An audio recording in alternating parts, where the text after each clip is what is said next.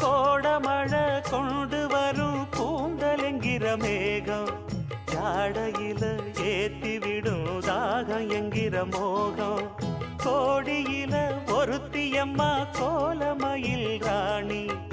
ஆடி வரும் பூங்கலசம் அழகிருக்கும் மேனி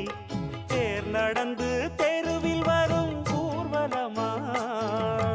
ஊருலகில் அவளை போல பேர் வருமா